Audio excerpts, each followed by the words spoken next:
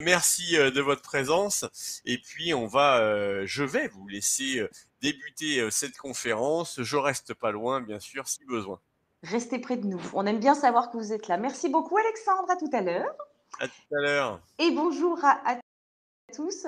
Je suis ravie de vous retrouver, de démarrer ce premier rendez-vous, un cycle qui a été initié et qui est offert par la mutuelle du ministère de la Justice et les mutuelles de la Sécurité.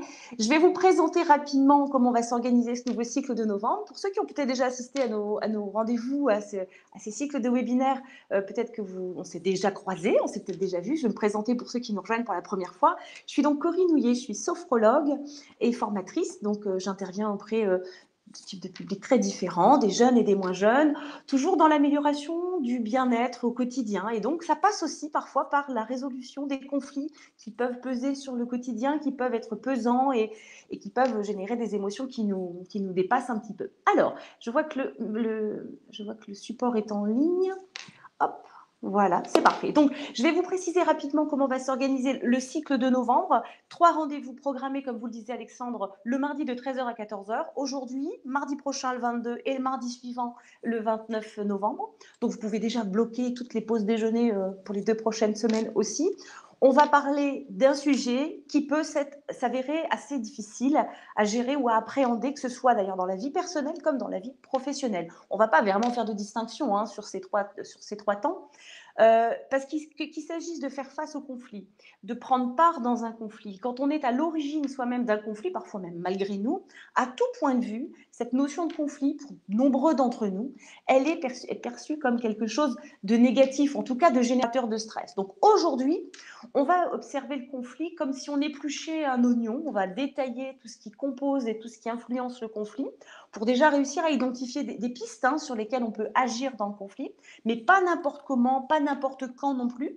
Il s'agira de comprendre les mécanismes du conflit, ce qui nous fait entrer en conflit, comment on y arrive et comment on en sort, de voir aussi qu'on peut tirer quelque chose de positif d'un conflit, on peut sortir grandi d'un conflit, à condition de l'aborder dans cette optique précisément. La semaine prochaine, le mardi 22, même heure, même endroit, vous retrouverez Claire Devilliers qui fera un focus sur les positions, les postures, les attitudes, autrement dit plutôt tout ce qui relève du savoir-être dans le conflit.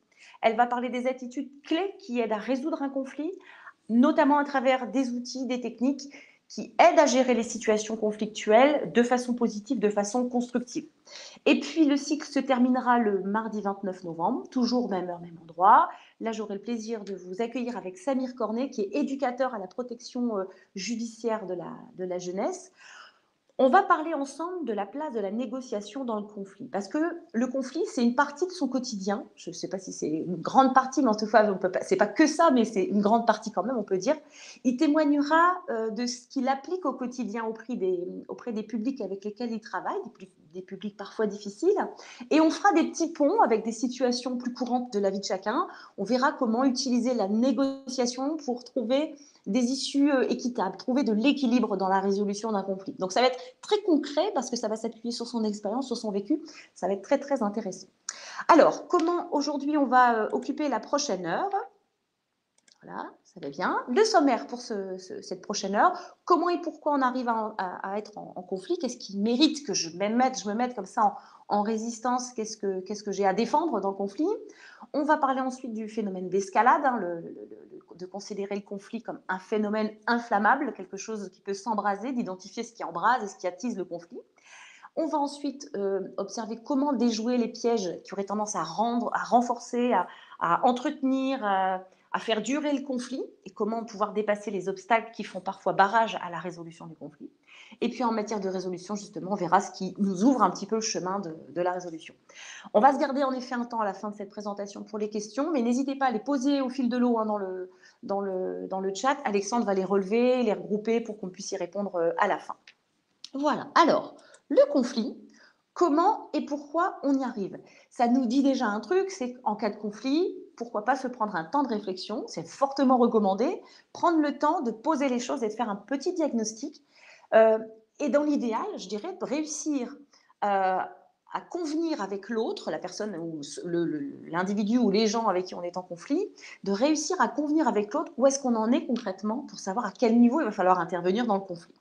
Donc pour ça, on va observer un processus. Par exemple, si on considère qu'il y a un processus dans l'évolution d'un conflit, ça nous permet d'identifier qu'à l'origine, il peut y avoir un simple, je dis bien un simple problème.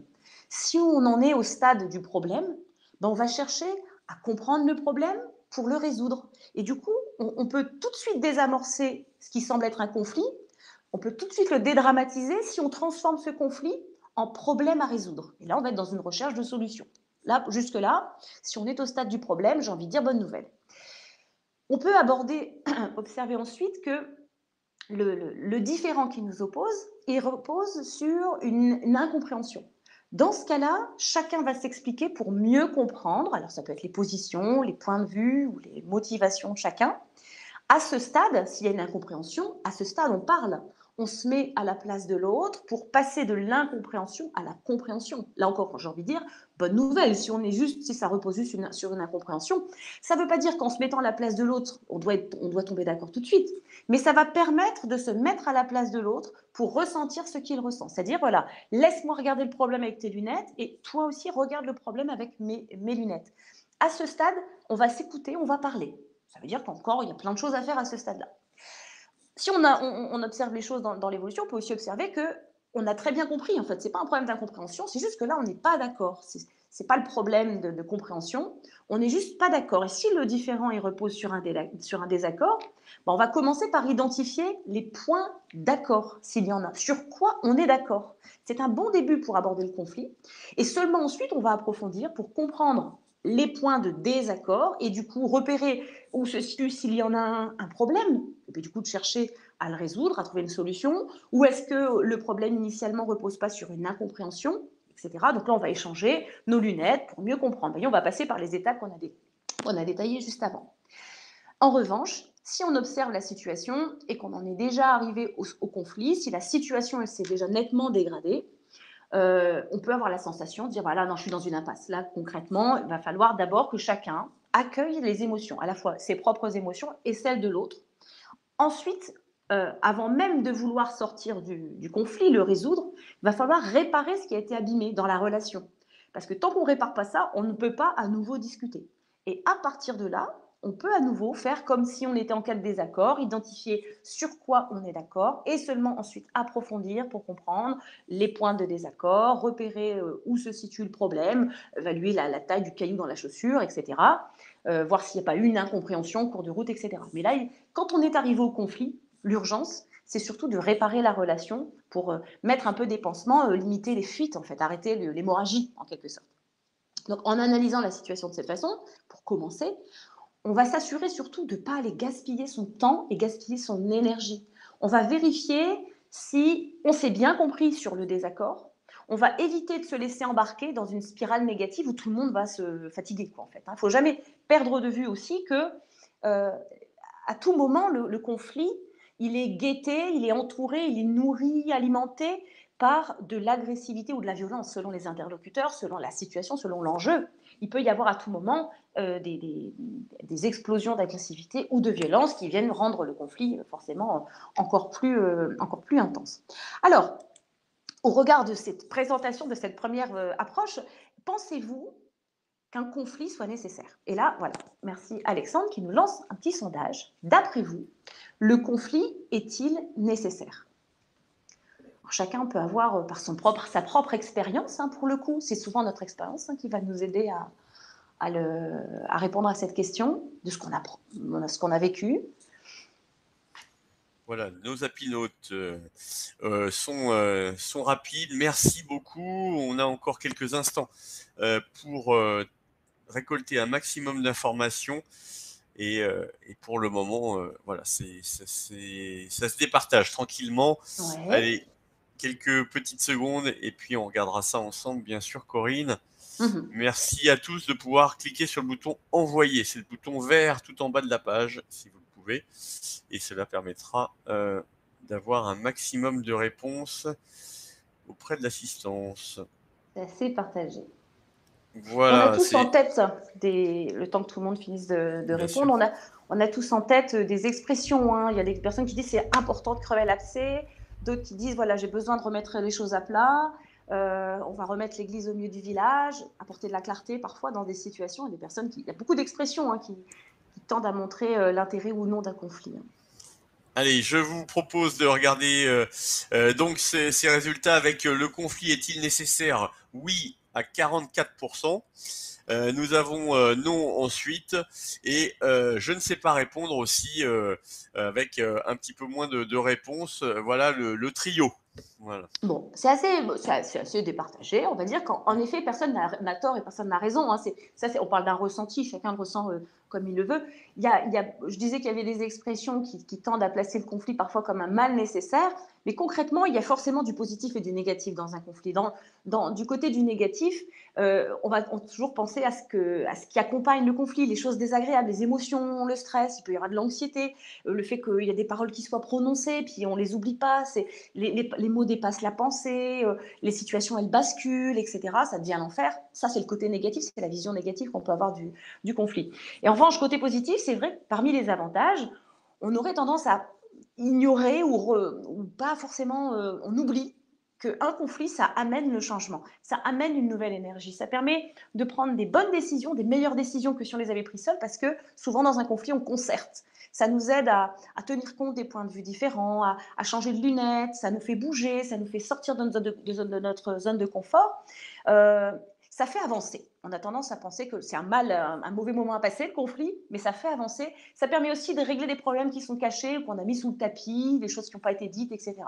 Donc, en effet, personne n'a tort et personne n'a raison dans ce sondage. On voit bien que selon si on le voit comme un conflit, comme un problème ou une opportunité, on va en tirer quelque chose de différent. Ça va être une question de posture dès le départ.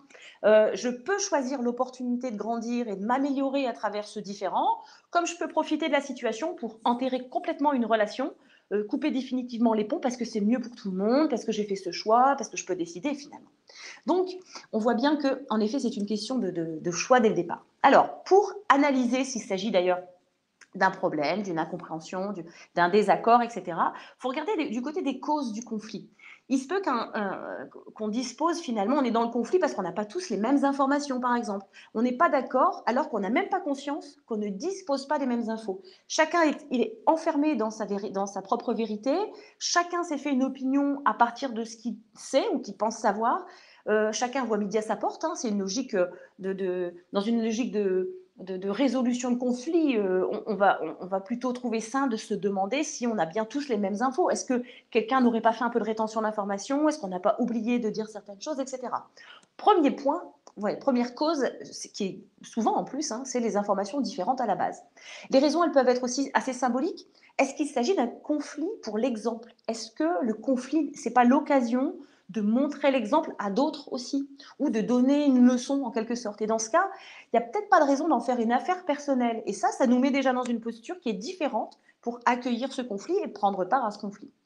Les raisons, elles peuvent être aussi économiques. Si la cause du conflit, elle est financière, il peut y avoir une notion d'intérêt, de gain matériel ou d'argent. Personne n'est ennemi de ses intérêts, c'est connu, c'est bien connu, on est tous, personne n'aime perdre, chacun va chercher à défendre son beefsteak. Donc voilà, c'est une relation de je cherche à défendre ce que j'ai pas envie de perdre. Le conflit peut être aussi dû aux croyances, aux cultures. Ça, typiquement, c'est dans l'histoire de l'humanité, ce qui a souvent alimenté les conflits. Est-ce que ce sont des valeurs morales qui s'expriment à travers notre différend? Est-ce que chacun ne vit pas ses propres croyances ou sa culture comme une certitude? Et dans certains cas, c'est très difficile de remettre en question ces croyances et ces certitudes, tellement elles sont ancrées, tellement elles sont anciennes. Ça peut être aussi l'émotion qui a généré le conflit. Ce qui met l'individu en mouvement dans un conflit, ses réactions, ça peut être ses peurs, ses colères, etc. Ça peut être simplement dû à la façon dont la personne s'est sentie touchée, s'est sentie atteinte dans sa sensibilité. Ça peut être ça, simplement. Les causes, elles peuvent être aussi liées à des méthodes, à des techniques différentes. Et là, typiquement, découvrir des manières de faire différentes qu'on ne comprend pas. Je ne comprends pas cette manière de faire. J'arrive pas à envisager une autre façon que celle que moi, j'ai choisie. Typiquement, c'est le genre de cause dans un conflit qui peut être à l'origine de nous faire grandir. Il y a clairement quelque chose à apprendre dans ce genre de cause du conflit. Ça peut être aussi parfois le jeu du fort et du faible. Dans un conflit, il y a le faible qui se dit bah, « de toute façon, j'ai rien à perdre » et le fort qui va vouloir exercer son pouvoir, imposer son pouvoir. Chacun va du coup avancer à coups d'arguments avec des motivations différentes. Il peut y avoir des inégalités dans les moyens d'agir dans le conflit. On aura, quoi qu'il arrive, des perceptions qui vont être assez opposées. Et les jeux de pouvoir, dans ce cas, peuvent être assez toxiques dans la résolution d'un conflit. On reviendra un petit peu plus tard, d'ailleurs, sur la notion des jeux de pouvoir. Après, dans un conflit, ça peut être aussi le non-respect des lois et des règles. Alors, au sens très institutionnel, un conflit, ça peut naître d'un non-respect des codes et des lois. Puis, il y a des tribunaux pour ça qui sont chargés de désigner qui est le coupable, qui est la victime, qui doit obtenir réparation, etc. C'est des choses qui existent, on connaît ça. Mais dans la vie quotidienne, le conflit peut être lié à un sentiment d'injustice. La situation, elle ne me semble pas conforme à la règle ou aux bonnes mœurs. Tu n'avais pas le droit de faire ça, tu n'avais pas le droit de me dire ça, ça ne se fait pas, etc. Vous voyez, un conflit, sans que ça aille au tribunal, ça peut naître d'un sentiment d'injustice qu'on peut avoir vécu intérieurement. Et ça peut d'ailleurs être très étroitement lié à ce dont on parlait juste avant, les croyances et la culture également d'ailleurs. Ça peut être aussi la cause d'un conflit, ça peut être un autre conflit plus ancien.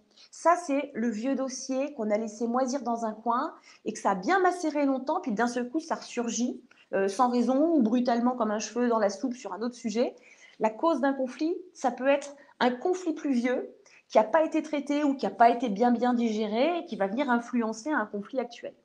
Ça arrive quand même aussi assez souvent. Parfois, on n'est pas d'accord parce qu'on a des interprétations différentes. Chacun voit les choses à sa façon, chacun va avoir sa propre lecture des situations. On est parfois en conflit parce qu'on a interprété des mots, des actes, des situations de façon différente. Et ça peut être notre éducation, ça peut être notre situation sociale, ça peut être notre environnement qui influence nos perceptions. Ça peut aussi être parfois des interprétations c'est quand on va prêter des intentions qui n'étaient pas réelles. On va supposer que, ben voilà, il m'a dit ça, mais je suis sûre que c'est parce qu'il voulait ça. Vous voyez, les suppositions, dans ce cas-là, elles sont comme du poison dans le conflit, elles viennent renforcer les interprétations de chacun. Et puis les causes, elles peuvent être aussi liées directement aux personnes ou aux relations ou à la manière dont on les a détériorées. La cause du conflit, elle peut résider dans le fait qu'on s'est senti dévalorisé, on s'est senti pas respecté ou dégradé. Ça touche à la façon dont la relation, elle s'exerce entre les acteurs du conflit. Voilà, si tu ne me respectes pas ou si tu me parles mal, ben voilà, j'ai envie de rentrer en conflit avec toi. C'est quand je me sens atteint dans ma dignité. Et c'est encore pire s'il y a des témoins ou des spectateurs, le sentiment d'avoir été dévalorisé en public, ça peut encore renforcer le conflit. On va parler tout à l'heure d'ailleurs des témoins, des spectateurs. Donc, on voit qu'un conflit, ça peut être certains points, ça peut être multifactoriel. Donc, un des préalables, ce sera de repérer ce qui nourrit le conflit, ce qui l'alimente. Et donc, du coup, d'identifier toutes les causes qui ont créé ce différend. Une fois qu'on a fait ça, une fois qu'on a identifié les causes, on sait aussi qu'il y a certainement des facteurs qui vont venir alimenter, embraser le conflit. Et on va dire que le conflit, c'est un phénomène hautement inflammable.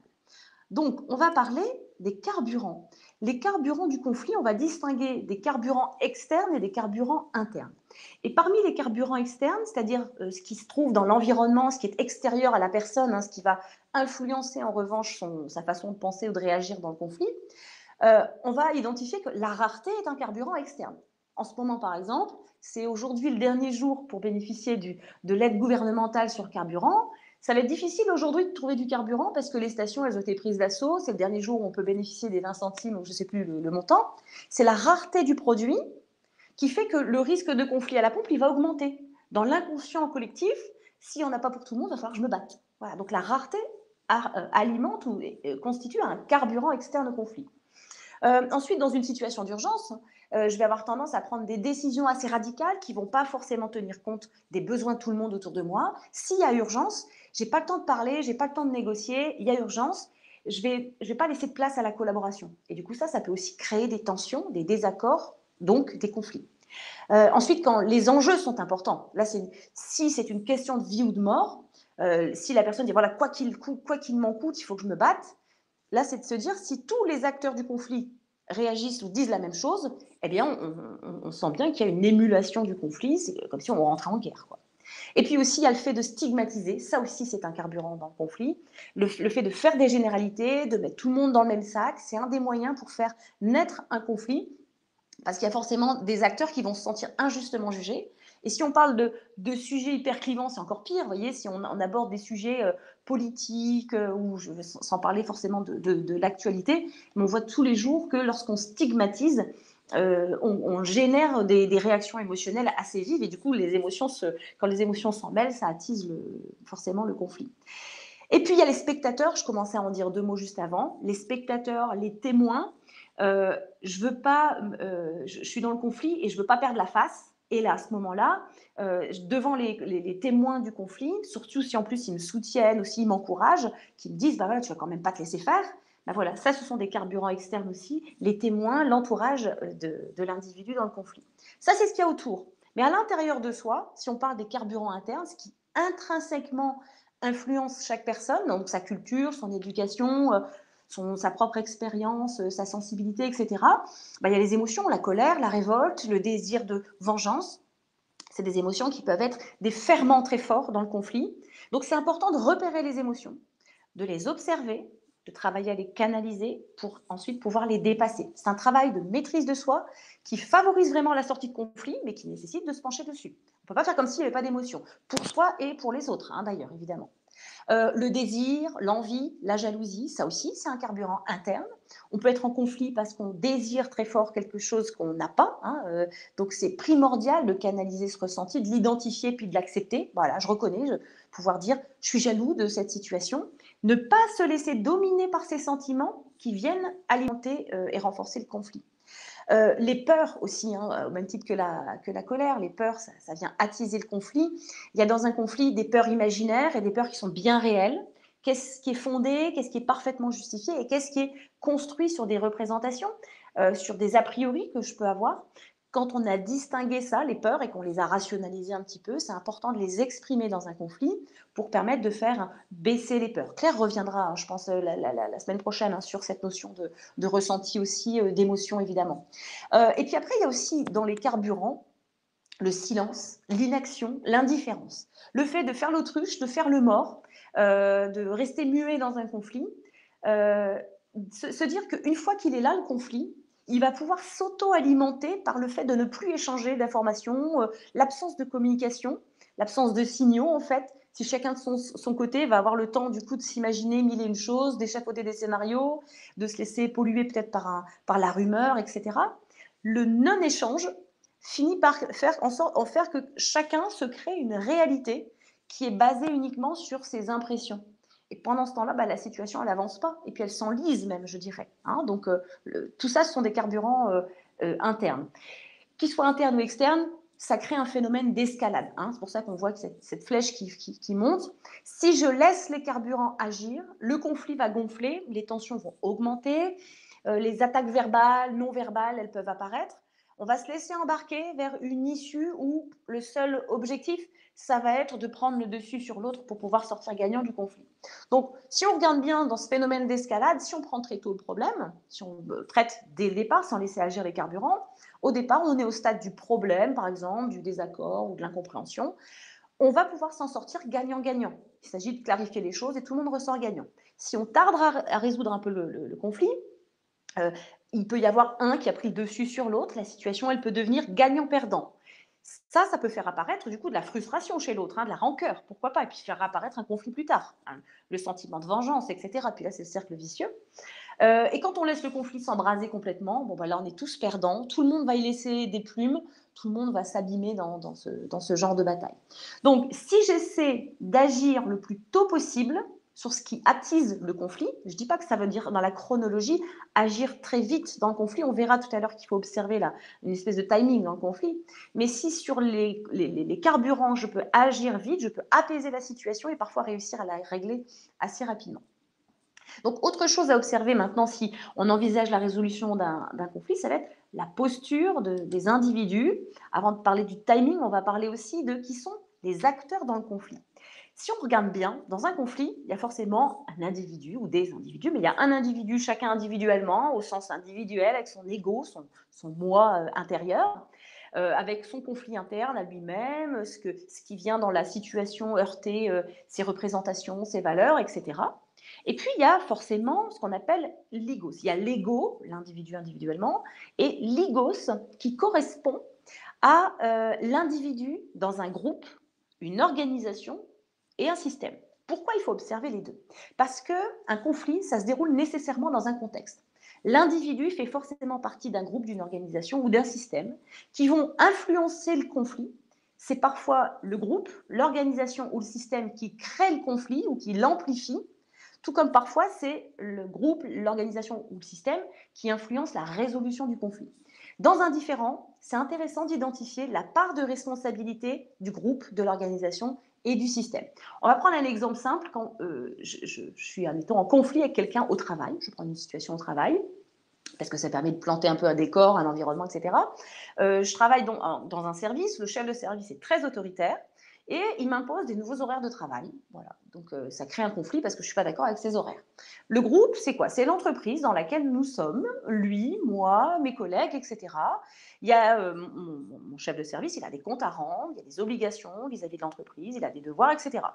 L'organisation, ça va être les autres chefs de service qui, eux aussi, appliquent les règles et les nouveaux horaires à leurs salariés, enfin à leurs collaborateurs, les collègues de travail, la direction, etc.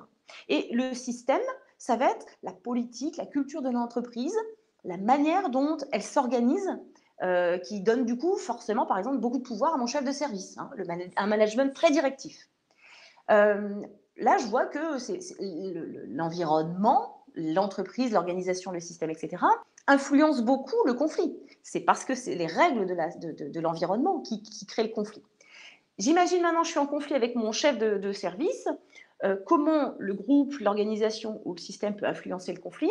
Je change de groupe, je ne suis plus dans cette structure très rigide, je suis dans une start-up hyper innovante, où l'organisation, la hiérarchie n'est pas très marquée, on est plus dans une politique d'entreprise où chaque collaborateur c'est très transversal, quoi. Tout le monde participe à la réussite de l'entreprise.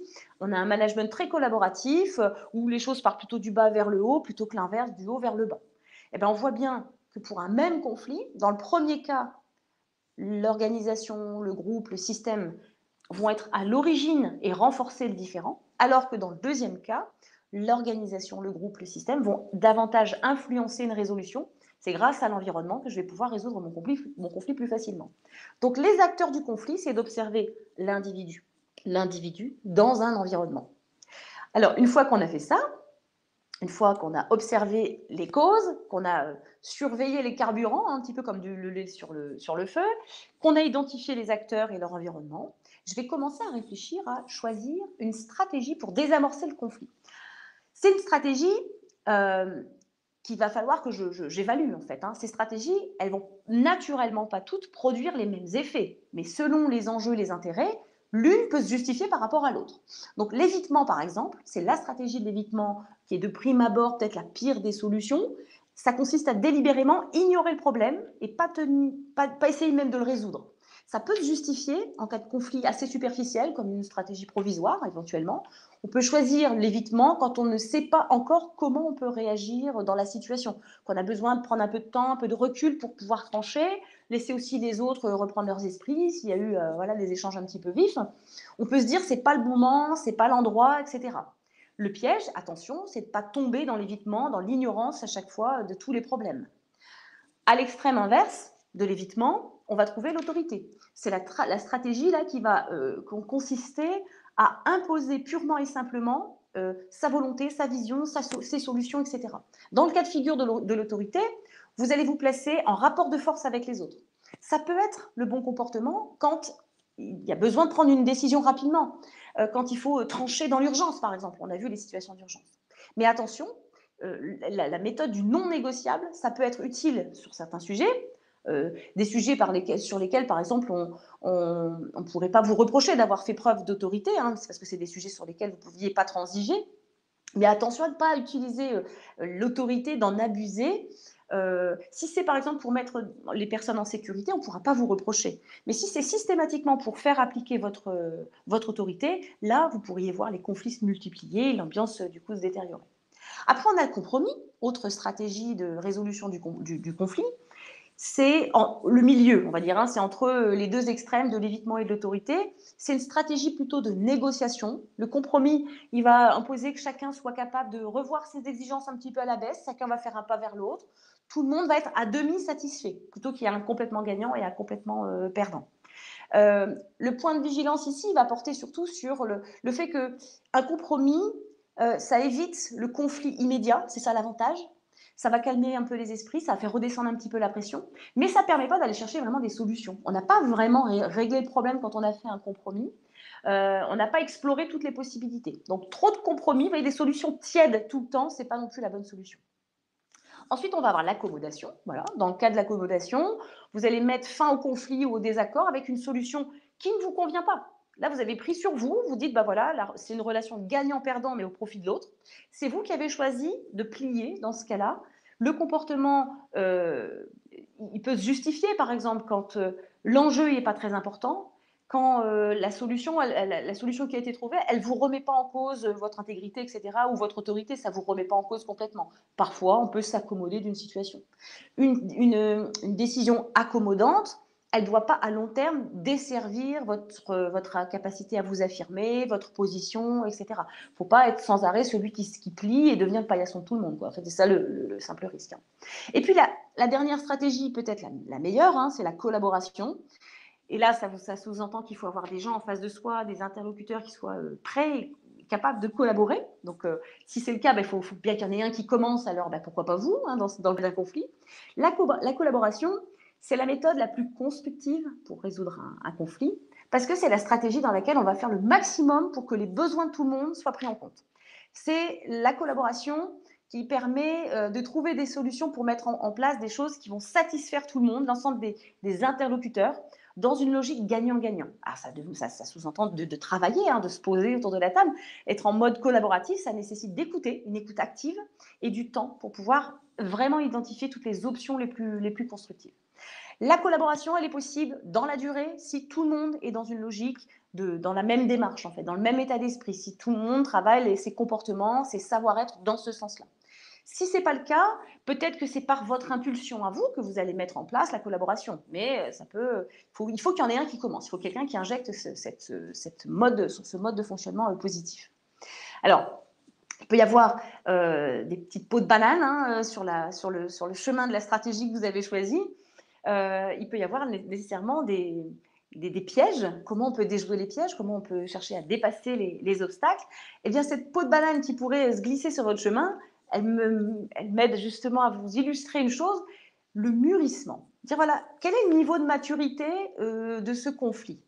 Pour intervenir de manière efficiente, on va dire, dans le conflit, ça peut être intéressant d'observer d'abord où est-ce qu'on en est exactement pour savoir quel sera le bon moment et la bonne façon pour agir. Si le conflit est encore un peu vert, hein, voilà, cette banane, à gauche, on voit que c'est encore un peu vert. Vous avez déjà mangé une banane qui n'était pas encore bien mûre, c'est pas pareil. Le conflit n'est pas encore très clair, peut-être. Je suis au stade où je ne connais pas toutes les versions, peut-être, je n'ai pas encore entendu tout le monde, je n'ai pas tous les éléments, je n'ai pas encore toutes les informations. Si je me jette maintenant dans le conflit, peut-être que je vais me fatiguer pour rien, parce que voilà, je ferais mieux plutôt d'observer. Peut-être que s'il y a un malentendu, je vais peut-être essayer juste de clarifier le malentendu, essayer d'étouffer le poussin dans l'œuf éventuellement. Le conflit, ça peut s'éteindre comme un pétard mouillé, on l'a dit tout à l'heure, si c'est une incompréhension. Donc, si c'est vert, ça peut permettre de déceler qu'il s'agissait juste d'une incompréhension ou d'un manque de clarté. Bon. Si j'attends encore un petit peu, j'avance dans le conflit et puis je commence à y voir un petit peu plus clair. Mais le conflit est à peine mûr, hein, il est un petit peu plus mûr, mais pas encore complètement. Je commence à y voir plus clair, les acteurs sont plus identifiés déjà, on sait déjà un petit peu mieux qui est concerné. Je ne connais pas forcément leur degré d'implication, mais j'ai de la visibilité. Là, le dialogue, il est possible parce que j'ai des gens à qui parler. C'est une phase d'amorçage, une phase de désamorçage. J'amorce la résolution, donc je désamorce le conflit. À ce stade, on est gagnant-gagnant. Tout le monde peut s'en sortir sans y laisser de plume. C'est le moment où on peut encore tous trouver des solutions ensemble. Quand le conflit est tout juste mûr, le conflit il est arrivé à maturité, chacun peut avoir pris la mesure des enjeux, par exemple. Tout le monde a pu évaluer un petit peu ses responsabilités. C'est un moment où le dialogue il doit être vraiment actif. Tout en restant très bienveillant, c'est une phase incontournable d'action. Là, il faut passer à l'action, il faut communiquer. On peut encore s'en sortir gagnant-gagnant, on peut tirer des leçons, on peut s'enrichir de l'expérience. Mais là, c'est vraiment le moment ou jamais. C'est là le moment où on dit, allez, il faut qu'on se lance, faut qu'on affronte la situation. On ne peut plus être dans le déni, là, carrément.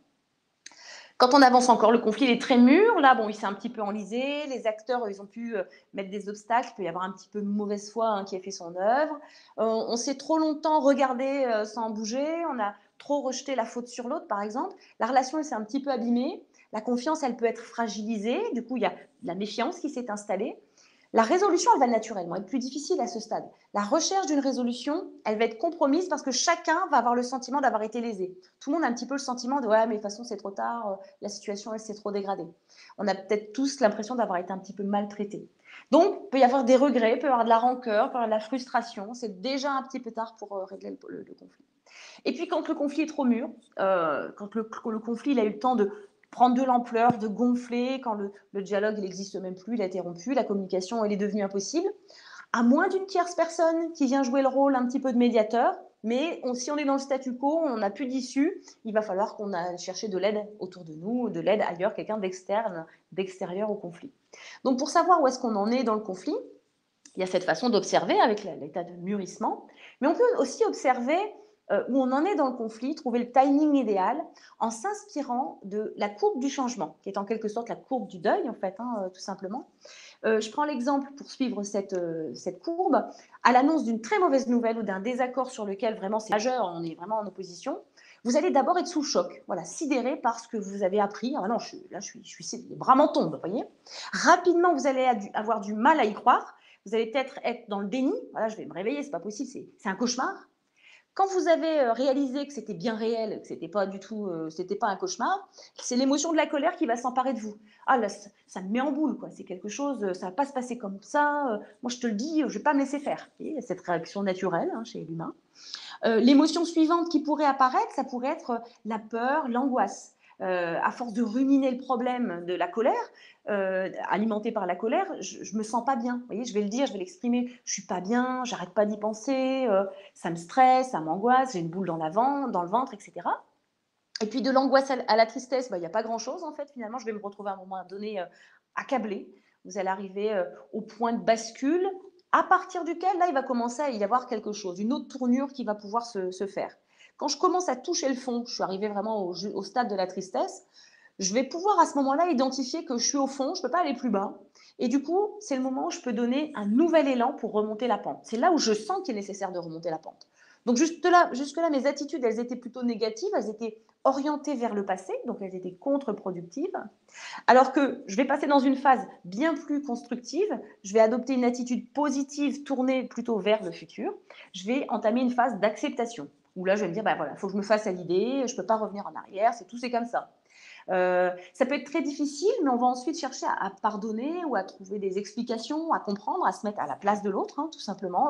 Je veux dire, voilà, tout le monde avait ses raisons, ça me fait du mal, mais je comprends, c'est tombé sur moi, ça aurait pu arriver à d'autres, etc. Je vais réussir à relativiser la situation. Et puis, je vais chercher ensuite à y donner du sens, à tirer des leçons de ma propre expérience. Je vais relativiser encore. Je vais dire, voilà, c'est tout, c'est la vie. Je vais chercher à grandir. Je vais me dire, ce qui ne me tue pas me rend plus fort, etc. Je vais avoir une tendance à essayer de trouver le positif dans ce que j'ai vécu, jusqu'à retrouver finalement de la sérénité pour pouvoir avancer. Donc, cette courbe du deuil, je trouve qu'elle illustre bien que parfois, il faut laisser la personne aussi cheminer dans un conflit, lui laisser le temps de passer par ces étapes qui sont naturelles et qui sont nécessaires chez l'humain. C'est une courbe du deuil qui, sur le chemin de la résolution d'un conflit, il faut savoir faire le deuil de ce qu'on pensait ou de ce qu'on avait, et de ce qu'on avait pour envisager quelque chose d'autre ensuite. Donc vous voyez, c'est une conjonction de plein de choses en fait, d'aborder le conflit. On épluche le conflit comme un oignon depuis tout à l'heure en se disant qu'il y a plein de choses qu'on peut prendre en compte pour en faciliter la résolution. Parfois, on veut résoudre les conflits, mais il y a des freins. Les freins à la résolution du conflit, c'est qu'est-ce qui est contre-productif, qu'est-ce qui m'empêche. Le premier, c'est le monologue alterné, c'est le dialogue de sourds en quelque sorte. Chacun ramène la situation à ce qui l'arrange, on fait du surplace, voilà, on se parle, mais on ne s'écoute pas en réalité. Oui, tu dis ça, mais oui, mais moi je pense ça, voilà. On balance nos arguments, mais en fait on ne s'écoute pas réellement.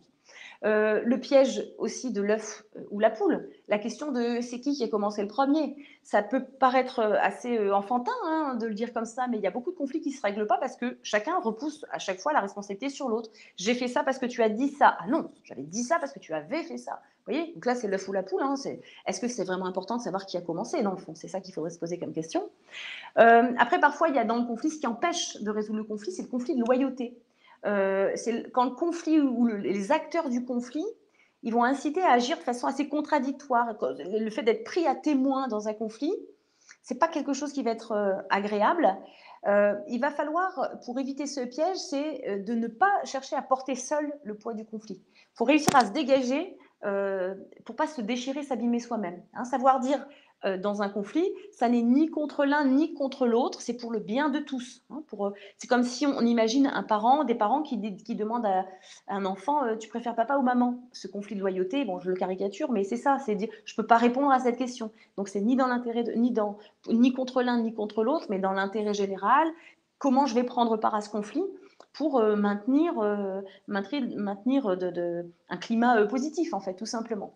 Après, parfois, il y a l'arbre qui cache la forêt, je l'appelle comme ça, c'est la face cachée de l'iceberg, on pourrait dire. Hein, c'est le conflit apparent qui ne serait en réalité qu'un petit fragment d'un problème qui serait beaucoup plus important. C'est important à ce moment-là d'aller identifier, de s'attaquer au vrai problème. Ce qui favorise, ce qui a fait naître le conflit, c'est d'aller chercher derrière le petit problème. Alors ça fait parfois peur de se dire ah ouais, moi, je ne me sens pas de faire face aux gros problèmes qu'il y a derrière, mais pourtant, tant qu'il y a les gros problèmes, il y aura toujours des petits problèmes devant. Après, bien sûr, il y a les non-dits et les secrets. Parfois, on ne dit pas les choses, on ne veut pas dire les choses. Les non-dits, c'est pas forcément quand on dit rien du tout. Ça peut être ne donner qu'une partie des informations, de déformer la vérité pour la rendre un petit peu plus acceptable parfois. Donc ça renforce les non-dits et les secrets. Pour pouvoir dire les choses, il faut se sentir en sécurité. Donc, si on veut éviter les non-dits et les secrets, il faut créer un climat de sécurité pour tout le monde, pour que chacun puisse poser les choses. Pour dépasser les non-dits et les secrets, on peut aussi se dire, bah voilà, j'arrive pas à le dire, parce que c'est difficile à dire, ou je ne me sens pas de dire ça, mais je peux l'écrire. Hein. L'oral peut être difficile, mais parfois par écrit, on arrive mieux à dépasser les non-dits ou les secrets. Et puis enfin, le dernier piège, majeur, hein, là c'est les principaux pièges, c'est les jeux de pouvoir. Quand on pense aux jeux de pouvoir, c'est l'idée du bras de fer dans le jeu de pouvoir, dans le conflit. Il y a deux façons d'utiliser le pouvoir. Soit j'utilise le pouvoir un peu de façon très tactique, quand il me faut un résultat à court terme. Voilà, c'est ici maintenant, je ne vais pas forcément penser aux conséquences dans l'immédiat, mais dans une situation d'urgence, par exemple. Voilà, tactiquement, je vais imposer mon pouvoir pour obtenir un résultat immédiat. Là où je vais plutôt choisir le pouvoir, mais sous une forme plus stratégique, quand je vais chercher des solutions à long terme. Hein, c'est deux façons différentes d'utiliser le pouvoir. Je vais avoir une vision à long terme, je vais poser mes pions hein, comme dans une partie d'échecs. Là, je vais tenir compte des enjeux futurs. Hein, donc, c'est le pouvoir immédiat ou le pouvoir à long terme. Et les jeux de pouvoir, ça s'exerce de différentes façons. Soit je vais essayer de diviser pour mieux régner, ou alors je vais chercher des coalitions, essayer de faire des alliés. Je vais faire pression sur une personne, ou alors à l'inverse, autour de cette personne, je vais agir sur le contexte plus général, et c'est en exerçant une pression sur l'extérieur que ça va exercer une pression sur la personne singulièrement. C'est l'idée de forcer quelqu'un à dire ou à faire quelque chose, ou alors l'inciter, la manipuler, hein, pour pouvoir obtenir quelque chose. Donc, il y a plein de façons d'utiliser le pouvoir. S'il faut retenir un truc sur les jeux de pouvoir dans un conflit, c'est d'essayer de décrypter les jeux de pouvoir dans une situation, à la fois pour ne pas les subir soi-même, ni s'en servir à mauvais escient. Parfois, on est dans le game et on a le pouvoir dans la partie. C'est bien aussi de ne pas l'utiliser de façon inappropriée. Ce n'est pas bon ou mauvais en soi, la notion de pouvoir dans le règlement d'un conflit, mais tout dépend comment on l'utilise. Est-ce que je l'utilise pour les autres, dans l'intérêt de tout le monde, pour trouver une solution, une sortie de crise, on va dire, ou est-ce que je m'en sers contre les autres pour exercer ma domination, pour contrôler, pour passer en force, etc. Un bon leader dans un conflit, c'est quelqu'un qui va savoir utiliser la fermeté dans l'intérêt de tout le monde et savoir aussi à quel moment c'est opportun de distribuer le pouvoir pour réussir à trouver des solutions tous ensemble. Hein, donc le pouvoir, le jeu de pouvoir, c'est pas forcément mal, mais c'est comment on s'en sert surtout. Une fois qu'on a réussi à déjouer ces freins, il faut dépasser parfois certains obstacles dans le conflit. On résout mieux un conflit dans la confiance. Ça paraît évident de le dire comme ça, mais c'est un point bloquant à la plupart des situations dans lesquelles on peut avoir peur de lâcher, en fait, hein, et de faire confiance, de lâcher du terrain, parce qu'on a peur de se faire manger par l'autre. Le manque de confiance, ça peut devenir un carburant du conflit et du coup entretenir le doute et la méfiance, et du coup ça bloque forcément la moindre issue. C'est pas forcément naturel en soi d'avoir confiance. Parfois, l'environnement fait que la confiance, elle est acquise tout de suite, parce qu'on connaît les gens et parce que c'est plus simple d'obtenir la confiance. Mais c'est pas aussi naturel. Hein. C'est pas quelque chose. Parfois, il faut chercher à savoir si par le passé, on a déjà su se faire confiance pour dire bon ben voilà, on a déjà eu une expérience positive, on peut se faire confiance à nouveau. Est-ce que la personne s'est déjà montrée fiable, etc. Voilà, la confiance n'est pas évidente. Et dès l'instant où il y a de la méfiance, ben, forcément, ça rend la résolution du conflit plus difficile. Après, il y a cette notion de bonne foi et de mauvaise foi. Comment savoir si quelqu'un est de bonne foi et de mauvaise foi? C'est un peu le problème, c'est la question. Vous allez l'écouter et vous allez avoir l'impression, par exemple, la personne, elle vous mène en bateau. Est-ce que vraiment je peux me fier à ce qu'elle me dit? Cette mauvaise foi, elle peut être supposée. On va soupçonner une mauvaise foi à partir de certains, voilà, des choses qui vont être dites, des petits indices, des trucs qui m'interpellent. Bah voilà, elle avait dit ça, mais elle ne l'a pas fait, elle s'est contredite, etc. Enfin, il peut y avoir des choses qui mettent la puce à l'oreille, jusqu'au moment où on se dit, bah non, bah là c'est bon, là je vois qu'elle se moque de moi, la mauvaise foi elle est vraiment agréée, à force d'avoir des doutes et de suspecter des incohérences, vous avez collecté suffisamment de preuves, on va dire, pour savoir que la personne est réellement de mauvaise foi. Donc, faire attention à la mauvaise foi qui est imaginée, mais qui n'est pas prouvée, parce que ça peut devenir de la méfiance, et on sait qu'il faut avoir de la confiance pour pouvoir avancer dans la résolution d'un conflit.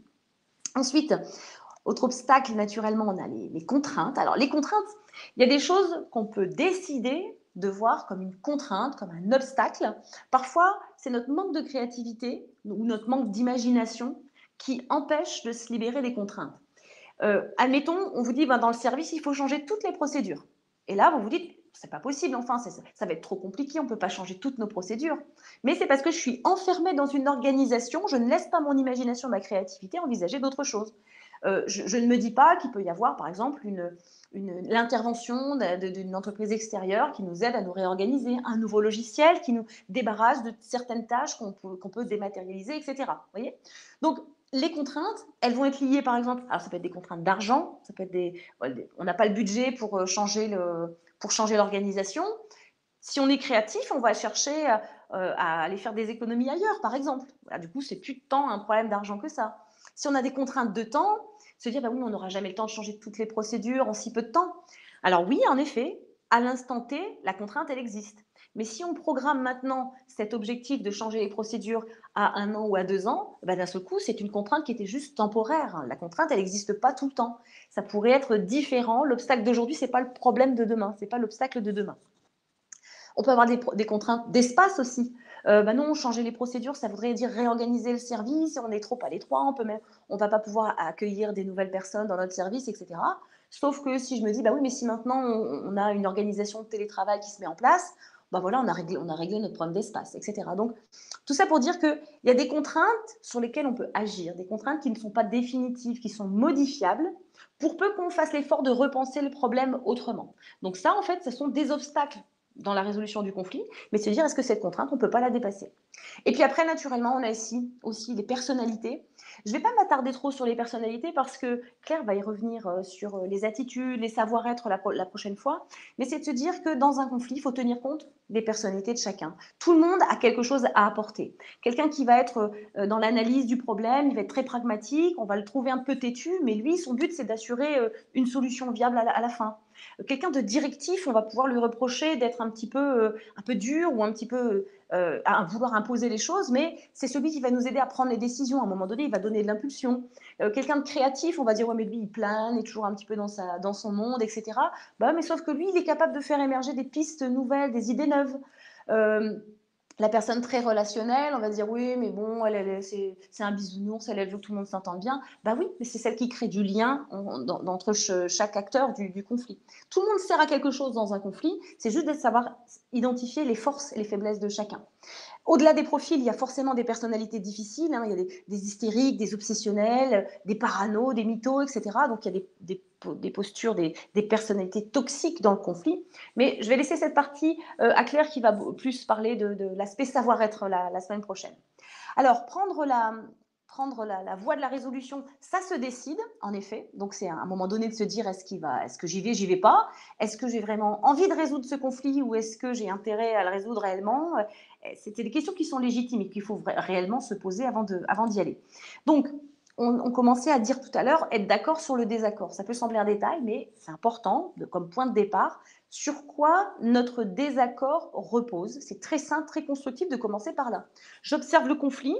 Je veux plus, par exemple, travailler après 19h. Et moi, mes horaires, on me les a changés. Il faut que je bosse maintenant jusqu'à 20h.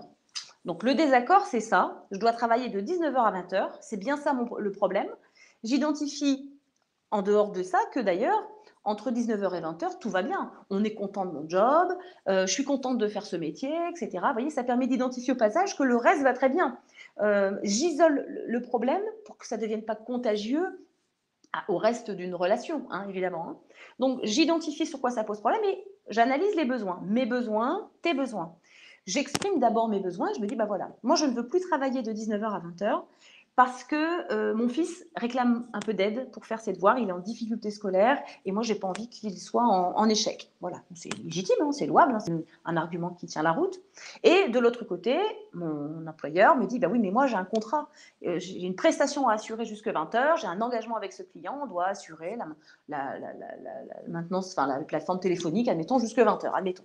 Donc, on est d'accord sur le désaccord, on a écouté les besoins respectifs, on s'accorde sur ce qui bloque concrètement.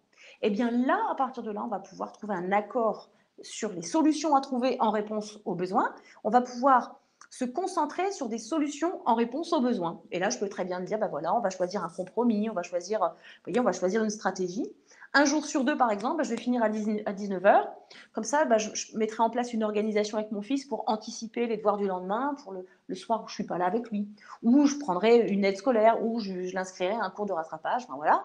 Et un jour sur deux, on va attribuer mes horaires de fin de journée à quelqu'un qui est posté de l'après-midi.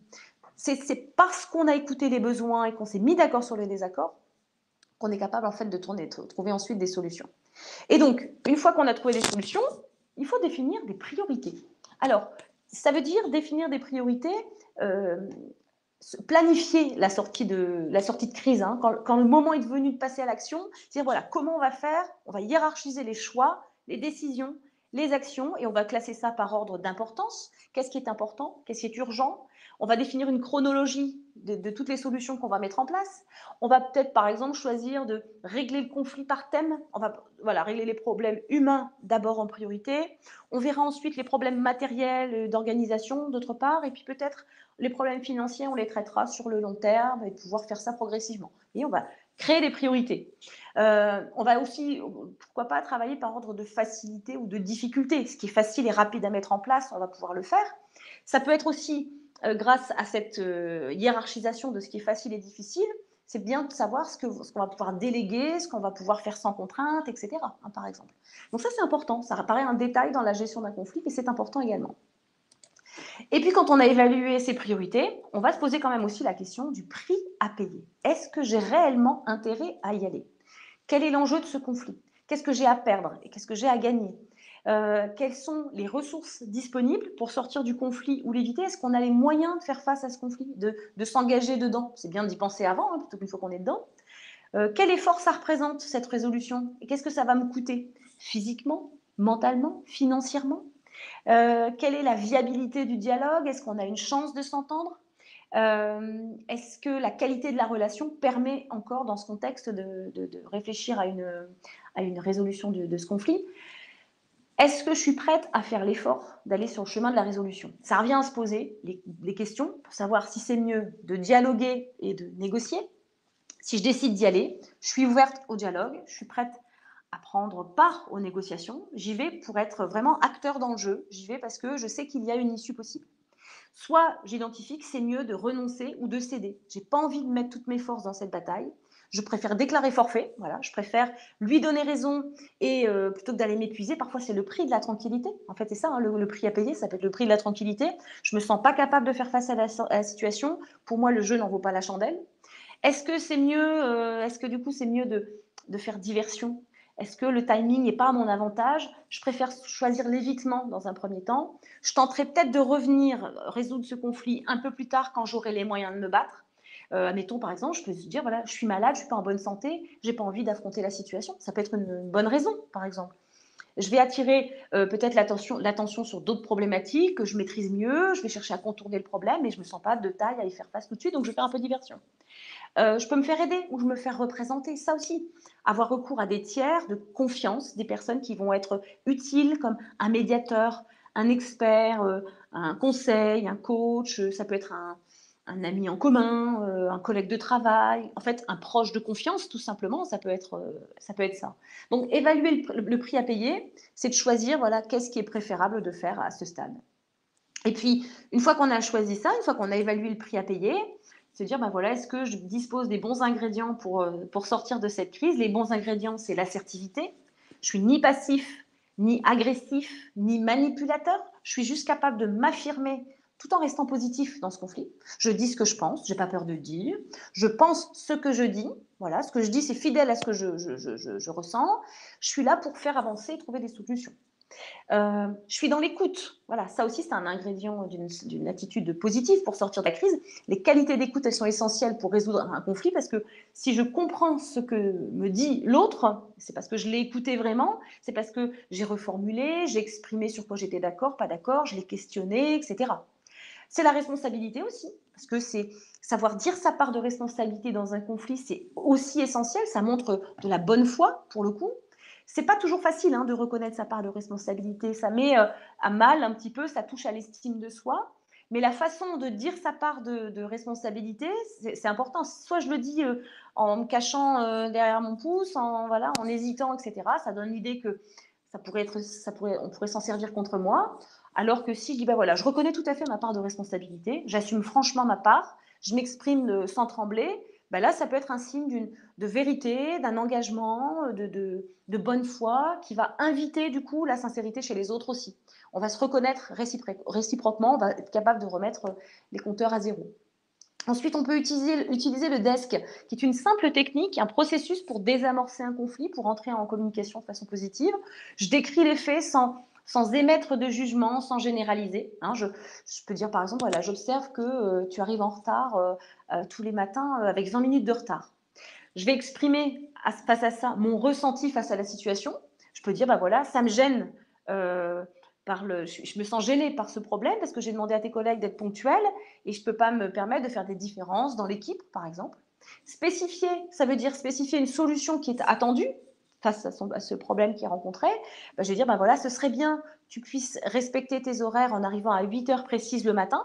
Je dis clairement et simplement ce qui est attendu.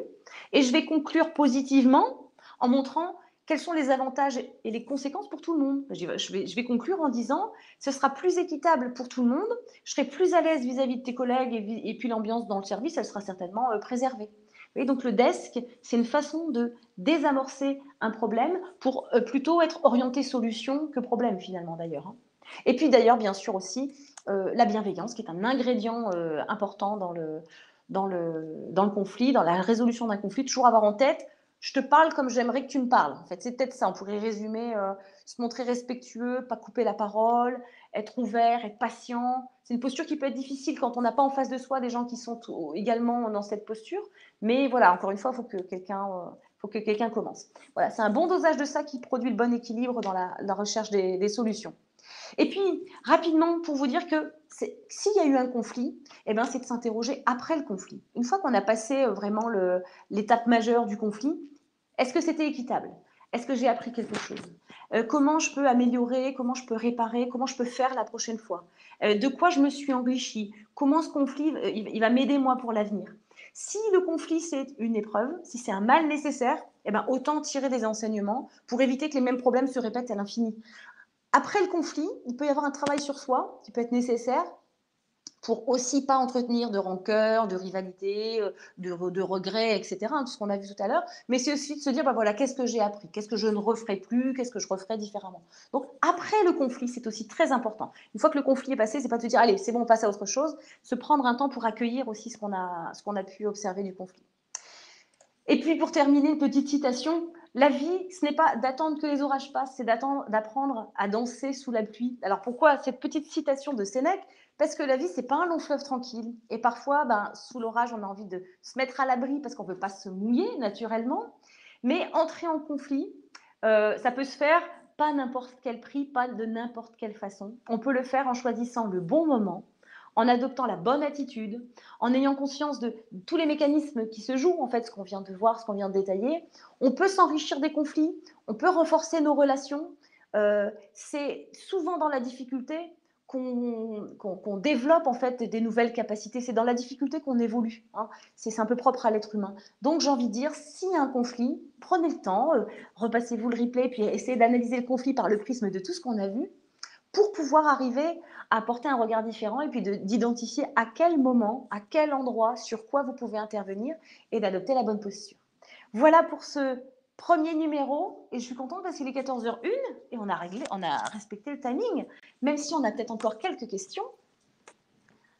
Alors Alexandre va revenir avec les questions probablement. Je reviens. Malgré mon assistance, non, je n'ai pas eu de questions. Il y a une phrase qui ressort, c'est l'accord sur le désaccord, c'est un compromis. Voilà, je pense que... c'est le début, enfin, c'est pas forcément un compromis en soi, parce que le compromis, je parlais de compromis, l'issue de se dire, bah voilà, on fait un compromis, on fait un pas vers l'autre. L'accord sur le désaccord, c'est en quelque sorte, voilà, c'est pas tant faire un compromis, c'est déjà reconnaître sur quoi on s'entend pas et d'identifier qu'en dehors de ce sur quoi on s'entend pas, il y a aussi des choses sur lesquelles on s'entend. C'est surtout ça, en fait, l'accord sur le désaccord, je trouve que ça permet de voir que il y a des choses sur lesquelles on n'arrive pas à tomber d'accord, mais par contre, il peut y avoir d'autres choses pour lesquelles ça roule. Donc, ce n'est pas forcément encore le compromis. Voilà, c'est la phase d'avant, c'est le constat. Voilà. Merci. Effectivement, bah, c'était une des seules réflexions qu'on a pu avoir. Aurons-nous le support? Oui. Le replay? Oui. Tout ça, effectivement, c'est sur le site appvisio.com. Vous l'aurez ce soir au plus tard pour que vous puissiez durant 3 mois revoir ces conseils et bons conseils de Madame Corinne Ouliez. Merci à vous Corinne. La semaine prochaine on retrouve Claire donc sur le rendez-vous qui est possiblement à prendre, c'est sur la partie haute de l'écran et comme ça les personnes pourront effectivement nous retrouver la semaine prochaine et puis on se retrouvera la semaine suivante le 29 novembre pour la dernière phase avec votre interlocuteur aussi. Voilà. Eh bien, merci à vous Corinne, bonne fin de journée. Merci beaucoup, merci à tous et à très bientôt. Au revoir. À plus tard. Au revoir. Je reste avec les appli-notes, bien sûr, pour collecter les dernières informations de satisfaction sur ce sondage. C'est important que vous puissiez, s'il vous plaît, nous laisser encore 1 minute 30 de votre temps pour que vous puissiez répondre à ce sondage. Vous le savez, nous étions tous réunis grâce à la MMJ. Il est aussi de bonne loi de pouvoir leur laisser quelques réponses par rapport à cette satisfaction pour qu'on puisse mieux encore répondre à vos attentes dans l'avenir. Donc la MMJ, bien sûr, la mutuelle des métiers de la justice et de la sécurité. À nouveau, un grand merci à